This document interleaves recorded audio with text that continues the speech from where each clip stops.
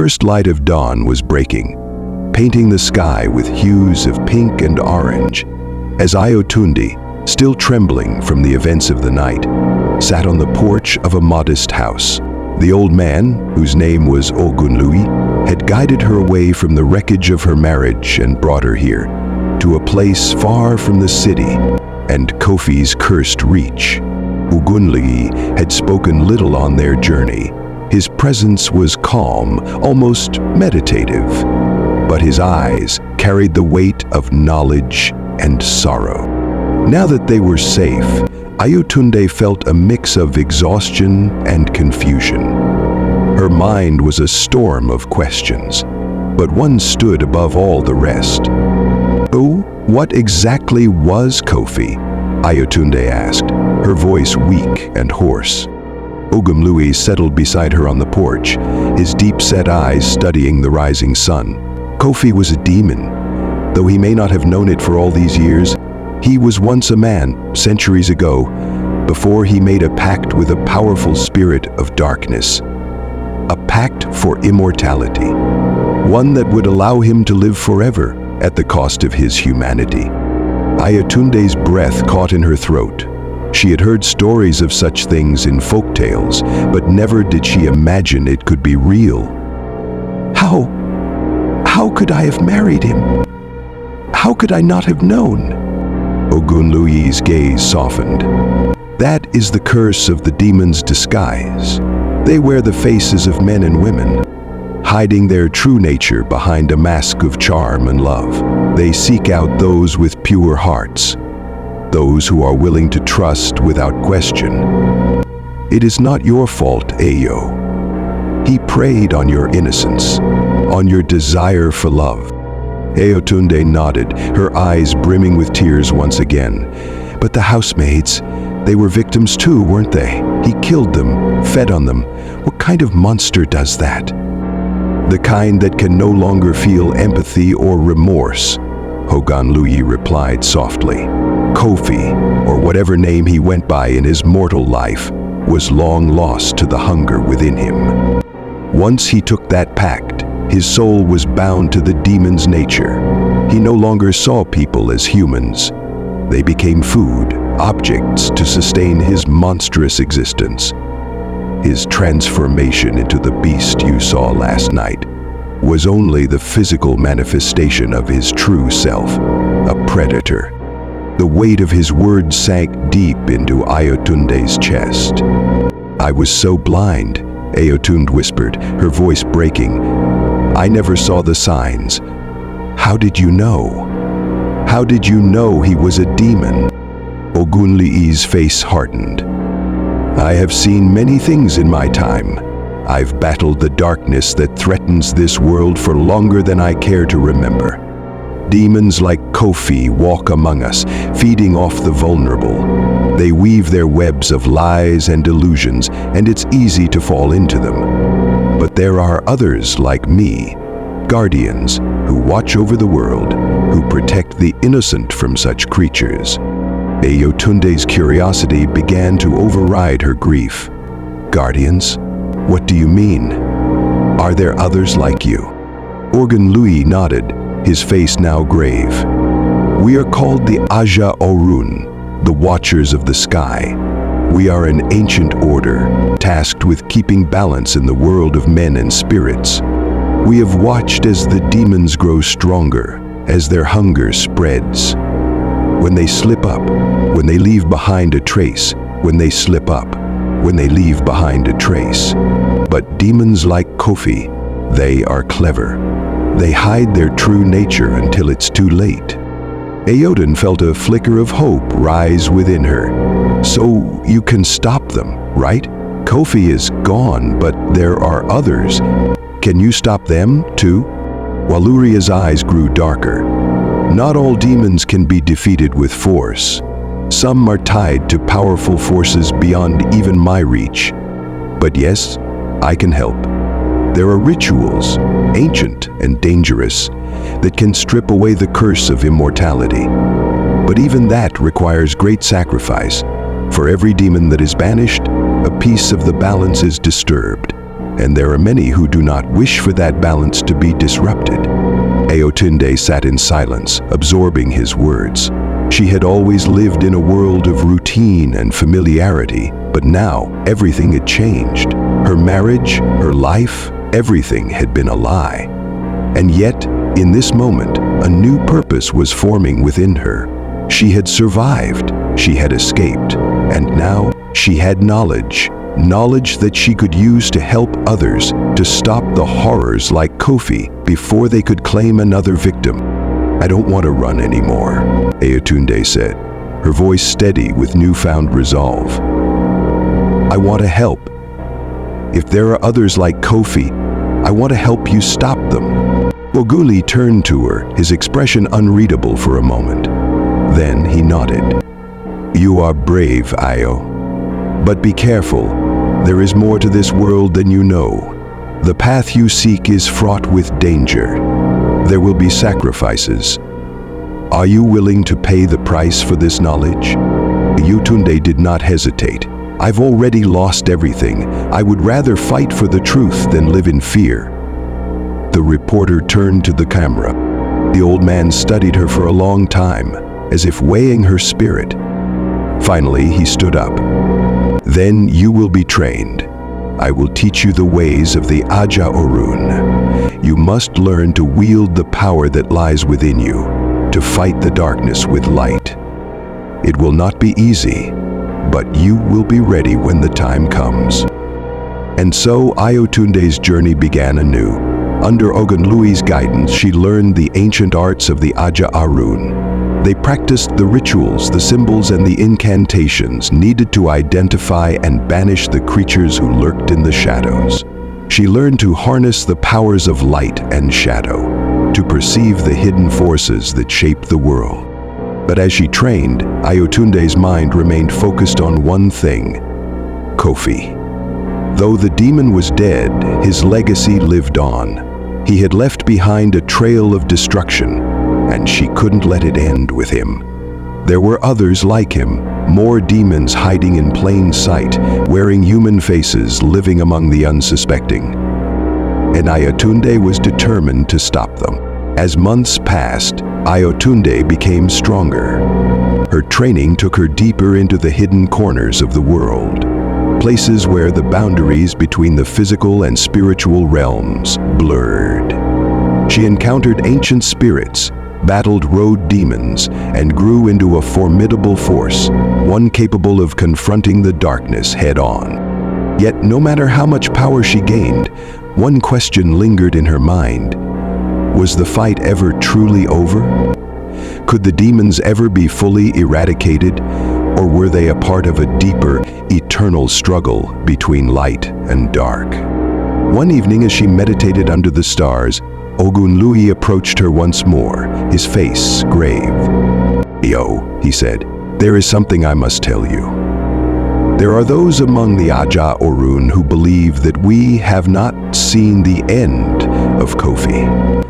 His death was only the beginning of a greater war, one that will shape the future of this world." Ayotunde stood, the weight of his words settling upon her. "What do you mean?" "The darkness that Kofi served is far older than any of us. It is part of an ancient power, a force that feeds not just on human flesh, but on the souls of those who fall into its grasp. Kofi was but a pawn in a much larger game." Ayotunde felt a chill run through her, her heart pounding as she realized the magnitude of what she had stepped into. The battle she had fought was just the beginning. And now, it was time for her to face the true enemy. As the moon rose high above the earth, casting a cold, silvery light over the land, Ayotunde stood at the edge of a cliff, gazing out over the vast, uncharted wilderness before her. The air was thick with a foreboding stillness, the world holding its breath as if waiting for the inevitable clash between light and dark. She could feel it in the depths of her bones, the ancient power that had been awakened, stirring like a restless beast beneath the surface. In the months since Ogunlui had taken her under his wing, Ayotunde had come to understand the full extent of the battle she now found herself in. The Aja Orun, the ancient order of guardians, had long fought against the forces of darkness that roamed the earth. But the rise of Kofi had signaled the return of something far more dangerous, a force that threatened to engulf the world in shadow. Ogunliyi had been cryptic in his explanations, but now Ayotunde knew the truth. Kofi was not a rogue demon, nor an isolated anomaly. He was part of a much larger and older power, a dark entity that had existed long before human civilization began. This entity, known only as Ilmo Ara, the House of Spirits, was a primordial force that fed on the suffering and fear of humans, manipulating the very fabric of reality to bring forth its chosen agents of destruction. The demons like Kofi were its pawns, creatures born of darkness and given the guise of men to infiltrate the world. They preyed on the innocent, spread chaos, and slowly bled the world dry, feeding the ancient hunger that Isle Omomora carried within it. Every time a demon was defeated, the entity grew stronger, learning from its failures, adapting to overcome the guardians. This was the war Ayotunde was now a part of, a battle that was not simply about banishing one demon, but about confronting an age-old darkness that had never fully been vanquished. The fight was no longer just about survival. It was about reclaiming the world from the shadows that sought to consume it. Ogunli, as the elder of the Aja Orun, had trained Ayotunde in the sacred arts of the guardians. She had learned to see the unseen, to feel the pulse of the world, and to channel the light that could push back the darkness. But with each lesson, a weight had grown in her heart.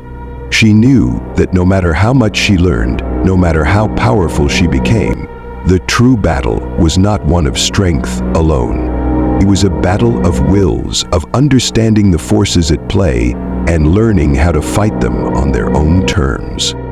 The Aja Orun had always stood as protectors, guarding the balance between the spirit world and the human world. But now, it seemed that the balance had shifted. There were whispers within the order that Ilmo Ara was planning its final move, a ritual that would open a gateway between the spirit world and the human realm. A gate that, once opened, would allow the darkness to flood into the world, irreversibly altering everything in its path. Ayotunde could no longer deny the truth. The battle was no longer just about saving a few innocent lives or stopping isolated demons. The war had become cosmic in scale. The entire world, its very fabric, was at stake, and the fate of humanity lay in the hands of the Aja Orun and those who chose to fight against the darkness. Weeks after her training had concluded, Ayotunde received disturbing news.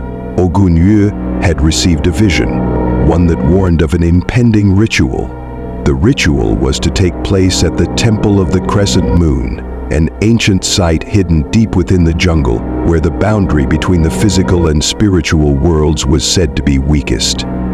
It was here that Ilmo Ara would attempt to open the gateway, using the lives of 100 innocent souls to fuel its power. The Aja Orun had gathered their forces, but Ayotun knew that it would not be enough. They needed more than just strength. They needed a plan, a way to disrupt the ritual before it could be completed. But the darkness that awaited them at the Temple of the Crescent Moon was unlike anything they had faced before. It was a place steeped in ancient power, protected by the very forces of nature and the spirits that lived there. To face it would mean confronting not only the demons that served Ilmo Ara, but the ancient spirits that had long been enslaved to the will of the darkness.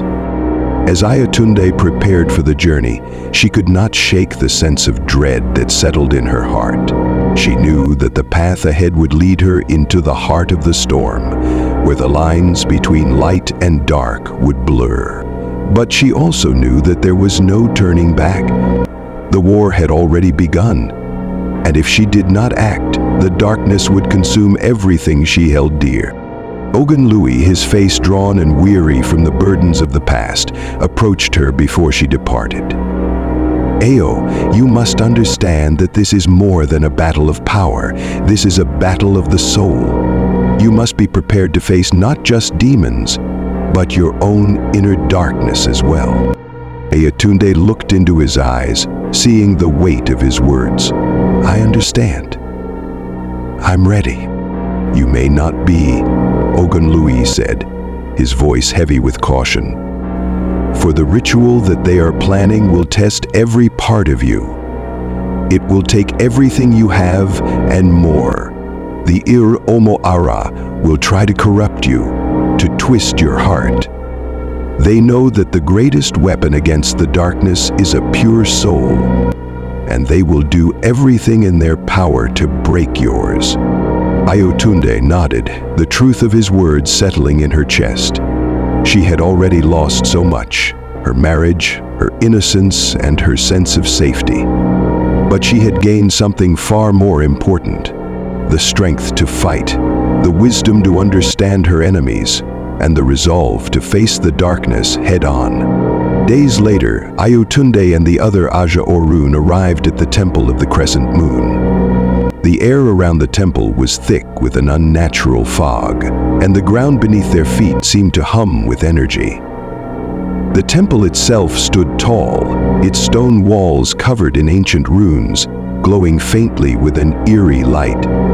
The entrance was guarded by twisted creatures, demons in their purest form, their bodies contorted and grotesque, waiting to tear apart anyone who dared approach. But Ayatunde was undeterred. She raised her staff high, calling on the power of the light she had learned to wield.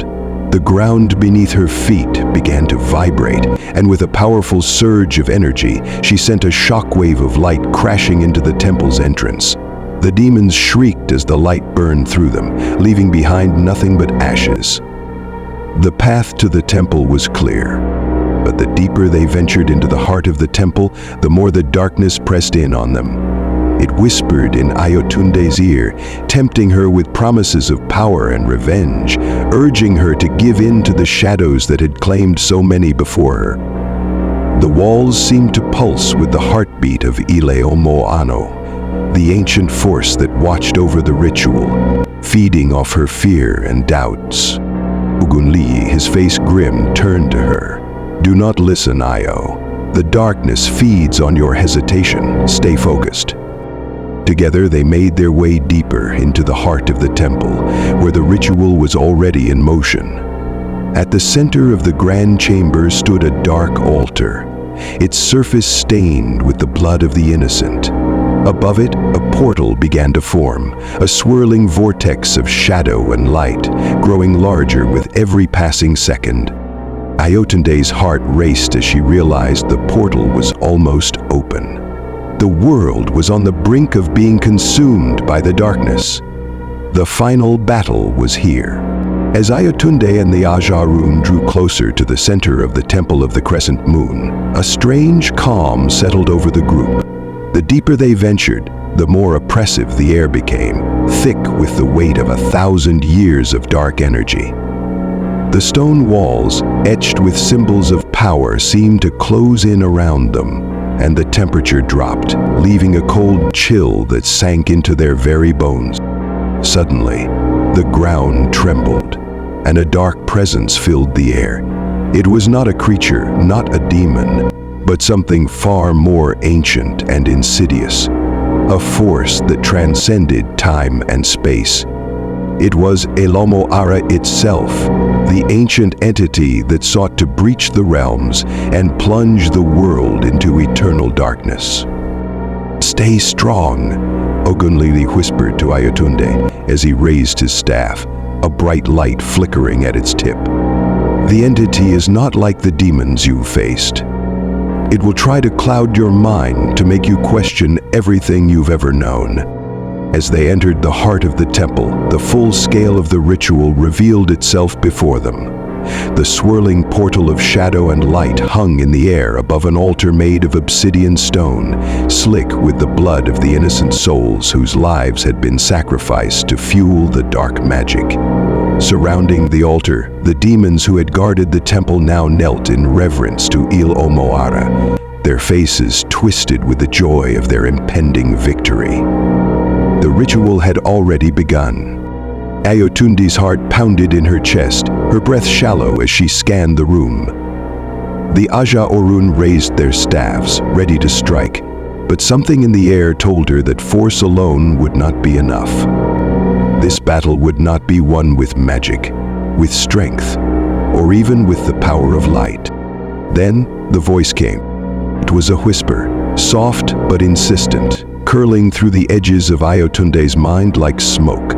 Come to me, Ayot. You have felt the power within you. You have tasted the sweet pleasure of revenge. Join me, and you will have everything you desire. The power to destroy your enemies, to reshape the world in your image. No one will stand against you. Ayotunde's pulse quickened. The voice was alluring, like the promise of an answer to every question that had tormented her, to every pain that had left scars on her soul. She had lost so much. Her marriage, her trust, her sense of safety. Could this darkness truly offer her a way to avenge herself? To reshape everything? The voice continued, more insistent this time. You were once a woman of light, Ayo, but you are more than that. You have the fire within you, a fire that can burn away the lies and the weakness. Let go of the past, embrace your true power, and together we can build a new world. Ayotunde stumbled, her hand instinctively reaching out for support. She could feel it, the pull of darkness. She had been taught to resist it, to stand strong against its whispers, but the temptation was overwhelming. Her thoughts began to scatter, her resolve faltering. From the corner of her eye, she saw Ogunluyi raise his staff and chant an incantation, calling on the spirits of the guardians to resist the forces of darkness. The light from his staff blazed brightly, momentarily pushing back the encroaching shadows. But Ayotunde's mind was clouded, her heart torn. Do it, Ayo. The power is yours for the taking. Join me, and no one will ever make you suffer again. She hesitated, her grip tightening on the staff in her hands. The choice was before her. Give in to the darkness and become its vessel, or resist it and trust in the light that had always guided her. But the light had not protected her from Kofi's lies, from the betrayal she had suffered. The pain she had endured felt endless, and now the darkness promised an end to that suffering. Ayotunde closed her eyes, trying to block out the voice, but it was too strong. It filled her mind, each word like a poison seeping into her soul. She could feel the fire of rage, the desire for justice, but it was no longer the fire of righteousness. It was the fire of vengeance, the very thing that had consumed so many before her. What are you afraid of, Ayo? You are stronger than all of them. You deserve to be free. You deserve to be powerful. She took a step forward, drawn to the altar where the dark ritual was unfolding. But before she could move any closer, a familiar voice rang out, cutting through the darkness. Aoi! Ogunluyi shouted, his voice full of urgency. Do not listen! The darkness lies to you. It will swallow you whole. Sayet. Ayotun's eyes snapped open, and in that moment, the clarity she had been searching for pierced through the fog. The voice of Ile Omoara had filled her with doubt and anger, but it had also revealed something vital. The entity's true power lay in its ability to corrupt, to twist the hearts of those who were vulnerable to its whispers. It was not just about controlling the world, it was about breaking the soul. She turned to Ogunluyi, her resolve solidifying. I understand now. The real battle is not about defeating the demons. It's about defeating the darkness inside me. With a cry of determination, Ayotunde raised her staff and called upon the light she had learned to wield.